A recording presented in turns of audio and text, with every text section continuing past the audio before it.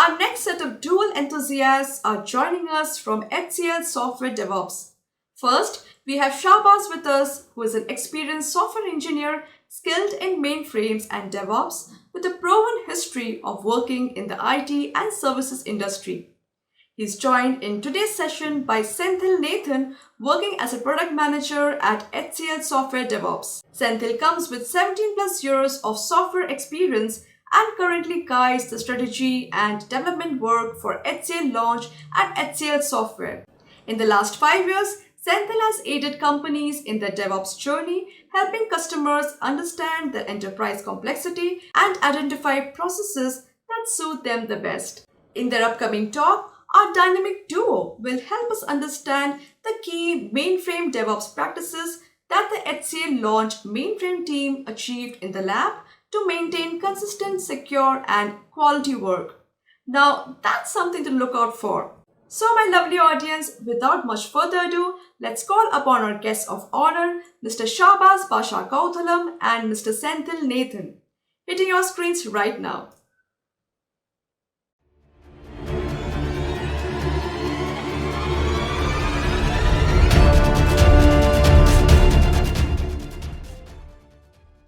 Hello, everyone.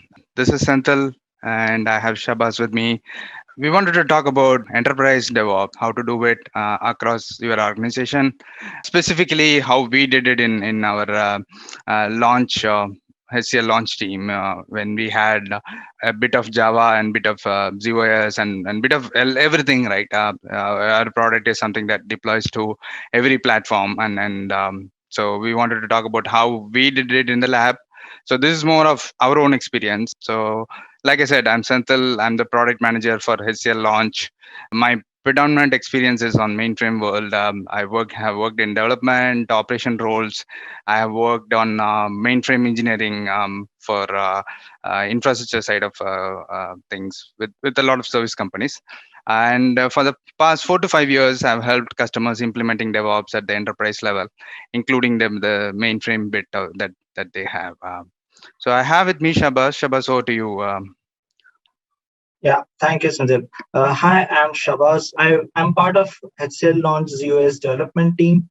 I have work experience of working in mainframe support, development to automation and modernization. And my goal is to bring modern tools to mainframe. So in this video, we will share you our insights, how we brought up modern tools to our product HCL Launch. So I will pass it to Santhil again. Over to you, Santhil. Yeah, thanks, Shabazz. So yeah, this is just a quote from Mark in terms of what's DevOps, right? DevOps is simply adds the idea that small cross-functional teams should own the entire delivery process, from the concept to the delivery to production monitoring, right? Why this matters is that the ZOS team sometimes sits separately in the organization. Everyone looks at ZOS as mainframe as something that you really don't understand. Many people feel like that's Greek and Latin for me, and I will never understand it. Why should I spend time to understand it and all that? So that quote is important because we want to make sure that that doesn't happen on typical enterprise. We want to make sure the ZOS teams are part of the discussions, are part of the entire delivery process, because the way things are going, it's highly getting tightly integrated, right? You have a source of truth that sits in mainframe, and you have mobile web applications that have to access that source of truth to give you, for example, in a banking domain, to give you your account balance. The account balance sits within mainframe database, probably maybe in IMS, and you have to pull that out in a mobile app and show it, right? So things have getting integrated. If you take about us HCL launch architecture, we just want to give you this overview for you to get a feel of the complexity that we are talking about in our lab, so that you appreciate when we say what we did in terms of DevOps, right? The way this architecture is, there is typically a launch server which orchestrates deployments on different platforms. It could be AS400, IBM I, or IBM ZOS, or could be Windows, Linux, Unix, anything that you name it, right? Yeah, so it could be any platform that orchestrates deployments, talks to agents that are installed in these target boxes, and then deploys whatever has to be deployed, right? So when we do this, we have the same agent, the same piece of code that runs in all these different platforms. So when we install an agent in Linux or in ZOS, we do it in Unix system services, or in Windows. It's the same piece of code that gets executed, which means that we had to make sure that code is written so that it works across operating systems, work across different hardware architectures and all that. In addition, we sometimes have specific code with respect to mainframe. So we have something called ZOS Toolkit, which has some piece Rex code, some JCL, some copybooks, anything that you see in your typical mainframe shop, and then a little bit of COBOL that we use for our own automation and all that. And that is part of the agent. So typically in this screen, whatever you see with that blurred shading, those are all Java pieces. And then there is a Rex piece, right? So all this have to work together for us to get something deployed on mainframe. And let's say if there is a error in Rex, that error is bubbled up to the agent, and then the agent bubbles it up to the server, and then server displays it on the UI. What happens is when you see the error on the UI, you think, okay, something happened on the UI, right? You go to support, call up support and say, I get this error. What does that mean? Now, our support teams don't have an idea on Rex. They are a common support team. They work across all these platforms. They support all these platforms. So they are basically a generic support team across the platforms. They are not specialized teams who know mainframe only kind of things, right? So they know the basics of all these platforms, and then they support it. And what happens is when there is a problem that comes out of Rex, and then that just showed up on the UI, launch UI, the support doesn't really directly tag it, right, to the Rex program and say, okay, something happened on mainframe. Either they can look at Rex, and Rex and COBOL are the simplest programming languages, or maybe I'm biased because I come from mainframe, but they are good enough for you to read and understand. The if conditions are not that difficult for someone to understand. There is not too much of oops or inheritance and polymorphism for you to figure out what's happening. It's a standard procedural language. It's the closest that you can get to English, right? So if we can get that programming language to the support teams, probably they will read it, they will understand what's happening, and go back to customer and say, okay, probably you have this configuration wrong. Maybe change this value from 3 to 5, and then it works. Probably that works. But the challenge when we started was the support teams always looked at it and said, oh, that's Greek and Latin. I don't know how to go there. We said, okay, go to 3.4, browse the PDS, find the Rex, search for this error message, and then look at the if conditions and all that, right? It doesn't work because it's the green screens are so text based, so command line based that you had to remember. And the support teams don't get these tickets every week, right? They get it maybe once in 3 months, and they don't remember. Like next time when they go, it's all forgot. They don't remember it. So it was always difficult. Like you had to log into some kind of a magic box, and for which you need to know the magic keys and all that. You need to know F7, F8, and all that to go there and find the problem and maybe then help the customer. The easiest for them was to call up the next level of support, the mainframe specific support, and tell them saying there is a mainframe ticket that is there. Can you fix it?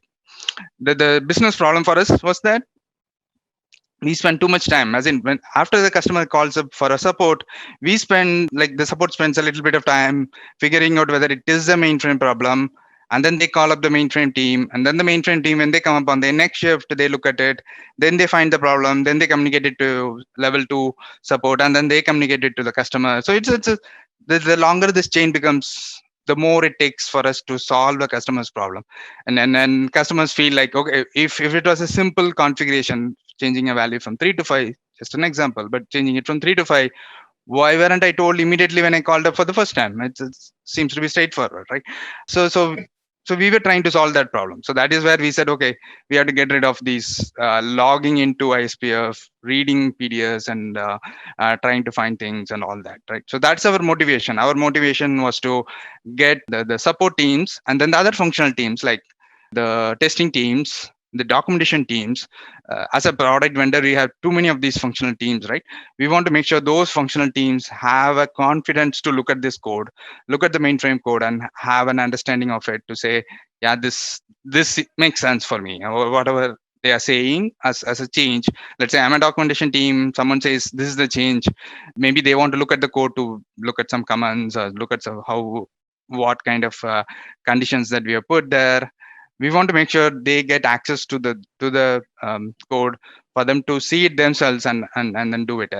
They may not understand completely the Rex and COBOL, but at least they get a feel of it, and it still doesn't become a Greek and Latin, and it doesn't feel like they're sitting outside a firewall, right? So that's what we do. Translating this to what many of you would be seeing in your own shop is that today's we have web applications, mobile applications sitting on top of it, calling microservices to get you some information, maybe an account balance or maybe a claim status in a healthcare domain, or it could be any of this, right? Inventory status in a retail customer. So the idea is to get it to get it from mainframe, the single source of truth that you have in the backend, maybe stored in IMS, DB2, vSAMs, through maybe your CACS web services, or in today's world, DB2 can have its own web services, or you have some Rex and which does it and puts it in the MQ, or any of this, right? So basically, there is a data store, a source of truth that sits in mainframe. Then there are programming languages, the mainframe programming languages that pulls the data out of it. Then you have the web services that expose that data. Then you have the web and mobile front end that consumes the data. So again, the same thing, right? You get an error in your web application that this account is invalid or this account is inactive. You should be able to drill it down. Your support team should be able to drill it down and figure out why you are calling it as inactive. Okay, your COBOL says this flag means inactive, and then you go to DB2 and see, okay, this flag is set, and then you figure out why this flag is set and help the customer to get that account activated or whatever that is. But we want to make sure that happens, and not that when that error comes, the support team says, okay, I have to talk to someone in mainframe, and then it goes to the same lengthy process that I was describing. So typically, we are assuming that this is where you are, as in on your organization, and whatever we have seen in our own modernization journey, this is where most of our customers are migrating to. Mainframe modernization typically today means that keep the code that you already have. Sometimes it's running in batch, convert it to web services, but modernize your front end, modernize your interfaces to customers, but keep the code and the data wherever they are. That's how you have historically kept. It makes more sense to keep it there still. And with whatever features that IBM is adding to expose the data, it makes more sense to add web and mobile applications outside and pull the data from mainframe. Right? Okay, so like I spoke about the lengthy time frame. So these were our kind of problem statements when we started. We had isolated teams. People always felt mainframe was something else. They didn't knew about it. And unfortunately, the way we were architectured, like how I was showing, the Rex code becomes part of that agent's code, right? So it is sitting inside that agent. It is getting pushed as a product, as a part of the agent. When the problems come, it's part of that. It's part of that piece of code. So keeping this isolated teams was not helping us, because even in a build process we had a problem. Like if we change something, they didn't knew, as in the distributed teams didn't knew what we were changing for, what are we changing and what we are changing for. Why is it important that this change has to go in this release, right? They didn't have that visibility, and then they were like, okay, whenever mainframe team asks us to do something, let's do it. Let's not even ask them questions, what are they doing and all that, right? It doesn't help if the other teams don't have the confidence in you on what you are doing, and then just assuming that I'll do whatever they ask me to do. I'm not going to ask them questions. Then we kind of start isolating, and then when we introduce defects, they don't understand why that defect came in. It kind of breaks the idea of DevOps, right? Forget dev and ops working together. In this case, even within dev, there are two different teams. They don't even talk to each other. So it becomes a problem. And then our problem, the failure, finding a failure point to understand whether it is coming out of mainframe or somewhere else, that was difficult. There were cases which came to us saying, hey boss, can you find whether it is mainframe issue. Then we found out it is not a mainframe related issue. We sent it back to them. Then they went and talked to someone else. So it was a 2-3 cycles inside our organization before we actually went back to customer with the solution or with additional questions. So yeah, so that was a problem. The access to ZOS systems, like you need to have a personal communicator or something to communicate. All that was a problem. And you get new support person, they didn't know about mainframes. First time they get a mainframe ticket, you had to sit and train them first, and then get them tools to access mainframes, and all this for one ticket, right? And then they don't do anything related to mainframe for the next 3 months, and then they come back again, and then they are like, okay, oh, I uninstalled that software, I needed some space on my machine or for some reason, right? I thought I will never work on it again, and then they again go through the cycle. They have forgot what you did in the trainings, you retrain them, and then this cycle keeps going. So we were spending too much of time on it, and it didn't make sense for us to do it. So that's the problem statement from when we started. I will let Shabazz run through the what we did part of it. Yeah, thank you, Sanjay. So the main challenges that we had here is like first to understand how the distributed world are doing the CI/CD pipeline today, and what are the tools that we can take out of their world. For example, when we analyze their pipeline for Java developers, we could see they are using application lifecycle manager tool like Jira software to keep track of all the bugs, epics, and any new tasks. And they were using modern IDEs, like we already know Eclipse and VS Code. They are modern IDEs. They help development faster. And we have the version control system as well, which is Git, the de facto standard of IT industry. And they stored their code on GitHub. And for building purpose, they use Ant. On top of that, they have some pipeline orchestrator, which is some in-house tool that we have that kind of coordinates all these applications, this GitHub and build and this HCL launch. HCL launch is our deployment manager. So how the process works is like the developer works on an item, then they raise the PR in GitHub. Then once approver approves the PR, then it gets merged to the master branch. Then a new build will get generated and it runs in the background. Everything in the background, everything is automated by this pipeline orchestrator. Then it runs the Ant scripts in the background and produce the final executables of our HCL launch product. Then once everything is run successfully, then it deploys that final executable to our HCL launch development tool. In HCL launch, we have a inbuilt artifact repository when import station. We store the executable there as a version. Then we deploy that version to say test environment to do some regression testing. Then after that, once regression testing looks good, we move it to QAT environment for doing some quality testing. Then finally, if everything is all right, then we have again set up some approvals from managers or from tech leads before moving it to production. So this is everything automated here. And at the bottom, you see we have a value stream manager, which is our HCL Accelerate. What this does is this takes the data from all these tools at the top and collect them and just create a diagram and give a meaningful representation where we are in the particular task or in the particular version, where we are in the version, like how many tasks has been completed, how many bugs have been fixed for this particular version. So that what this gives manager and technical, this will give them a view of what are the bottlenecks which are present in our existing Jira task or Jira sprints. So this is about Java pipeline. So I'm moving to the next slide, how we implemented some of the tools in ZOS. If I move to next slide, you will see there is no change at all, or there is some slight change if you observe it. So what are the things that got changed? The important challenge that we had is like for mainframe, we store the code in a data set. As we all know, like we store the load module and everything, our source code in a PDS or a PDSC, or it can be legacy SCMs.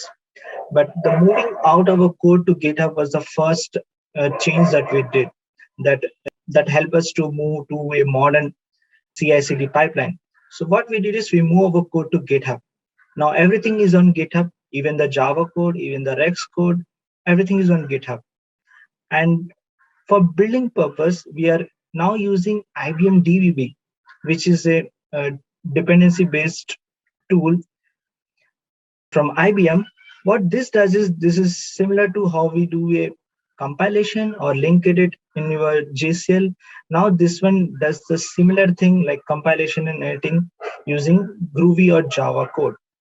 So using this IBM DVB and Git, and we have a Git for ZOS as well. If you are not, if you don't know of it, we have something called Rocket Git for ZOS. So the similar pipeline we are following as of today as well. We create a new project for mainframe, and we have in under the same application, that is our Jira software, and all the teams can able to view that, and they can able to monitor that what is happening in the task, how many bugs ZOS components have. And for ID, we can, since we have the code in GitHub, now we can clone our code to our local Windows machine, and we can edit them in Eclipse or VS Code.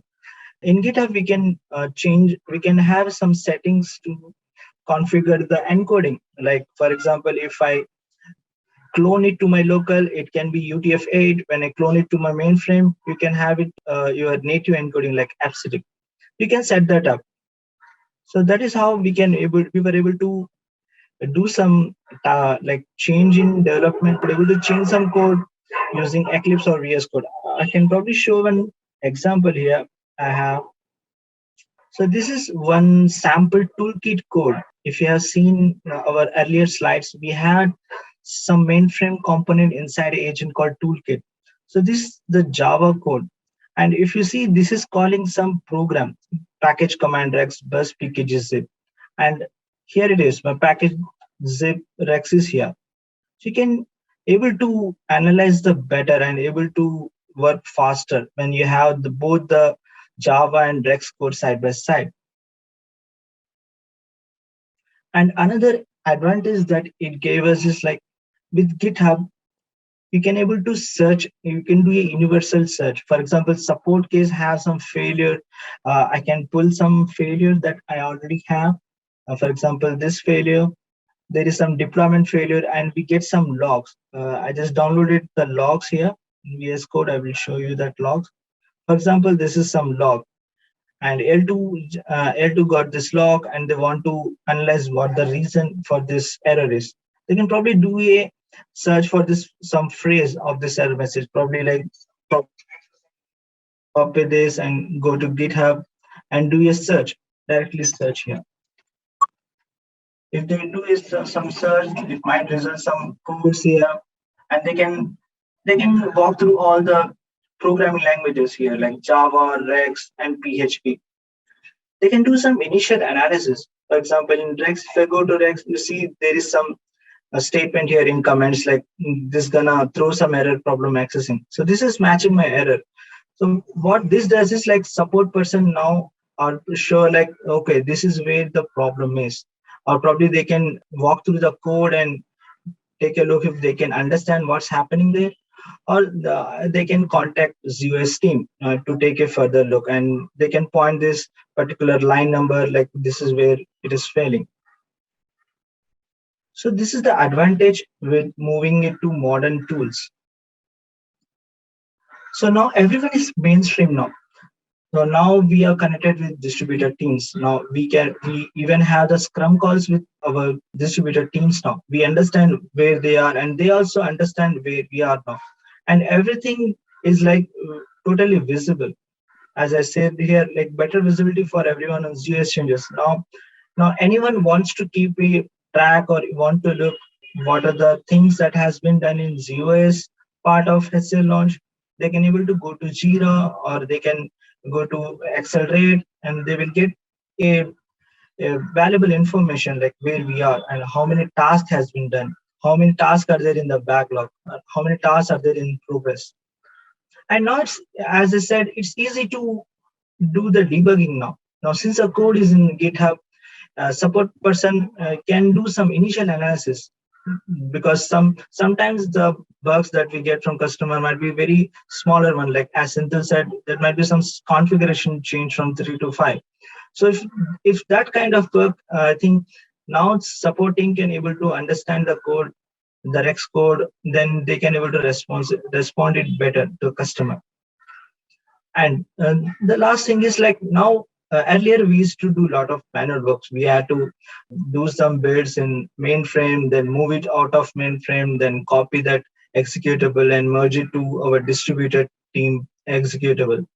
Now, since this is automated now, everything is automated now. Like, it will take care of everything. It gets merged to the distributable code, all the mainframes, everything, the Rex, and what are the code we have, some executables, all gets merged to the Java code, and no manual effort is needed here.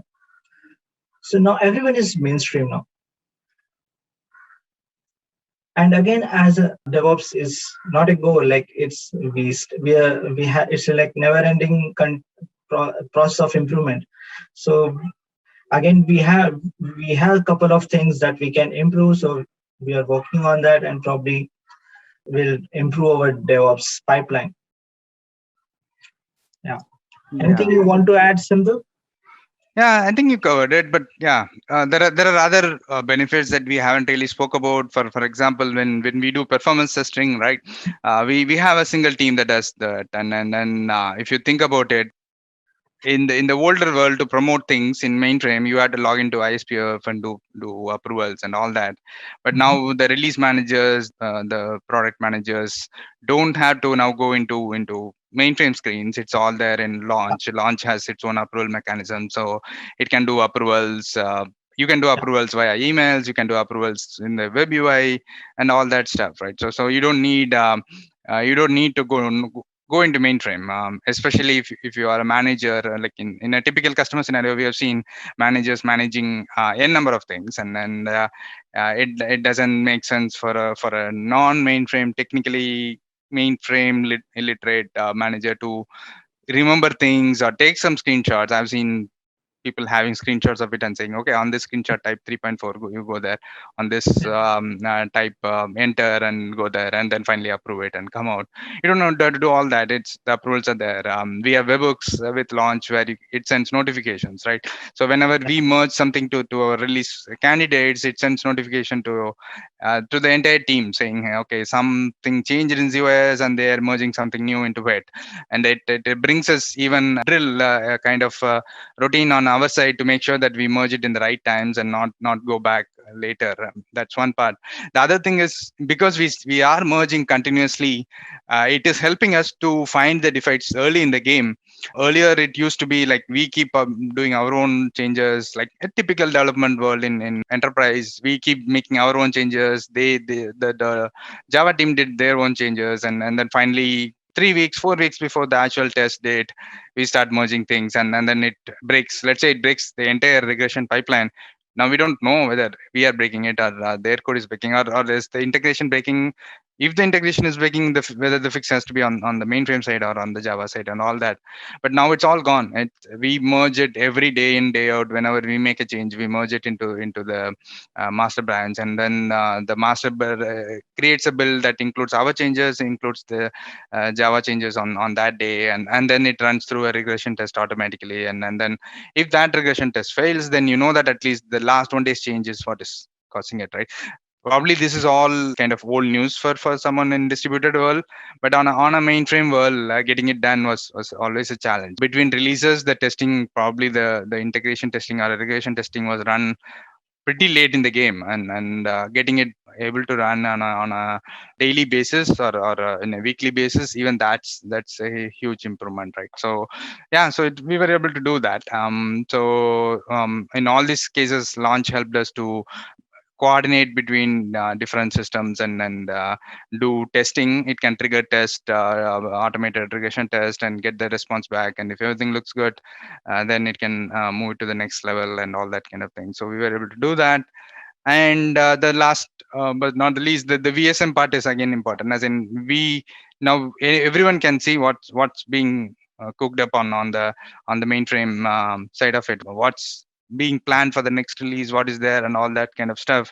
So that's where we named that slide as everyone is mainstream, in the sense that now there is no more somewhere in some other island someone is doing something and that will come and magically get added to our product and it will start working, right? So that's all gone. We have gone to a point where we are actually visible on what our plans are, what we are currently working on, what is there in the next sprint, and how we are going to, and what are we doing for it, right? And with the integration between Jira and Git, somebody can look at when was that particular line of code changed, and when customer complains about a particular issue, and then there is a you drill down to that Rex program, and then you know that this is the line that's failing. You can now go back and see when was that line changed, for what business reason that line was changed. The Git is linked with Jira, and then you figure out what is when was that line changed. It tells you the Jira item for which that line was changed. You can go there and you understand it, right? Probably we changed let's say a timeout value from 300 to 500 for some reason, and now because of that change something else is failing somewhere else. It's easy for them to understand, okay, there was a requirement and then the value changed from 300 to 500. Now the 500 is causing another set of problems, and now it's easy for everyone to talk in the same language, in the sense that everyone understands the problems and do that. Earlier, if it had been a mainframe MySQL screen where even if they have gone down and figured out the problem, they would still not know why is this number 500, when was it changed, and all that. But now it becomes a lot more easy, and it brings a responsibility and a what do you say, a routine for us to make sure that we do all these things right, because now no more we are sitting somewhere else, that we do our own things and it works, right? We know that it is visible, it's there everywhere, and the mainframe team now in launch knows that any code change that you are doing can even be sometimes reviewed by someone else who don't know mainframe, and help you out with some kind of things. Yeah, so it was good for us to move on. If you have questions, we are still here. You post it in the chat, we can answer it for you, or reach out to us, we can help you out. We have seen customers doing this transition, it is doable. And we have seen customers having a doubt, saying, hey, this is how I did in mainframe for 30 years, why should I change today?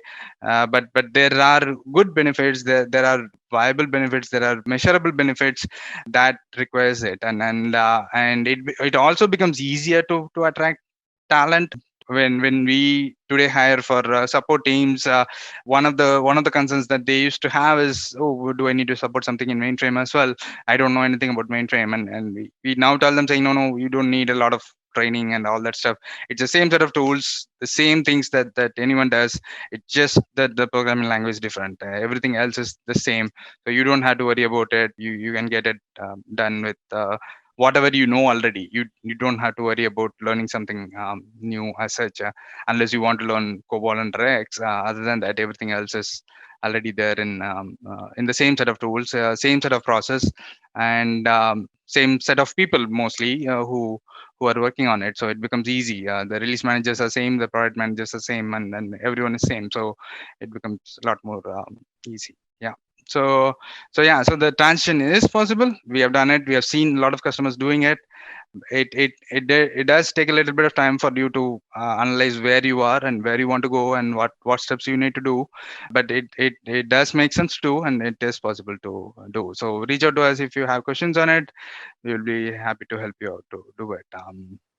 And the other thing that I've seen, last thing, and I'll close. Sorry.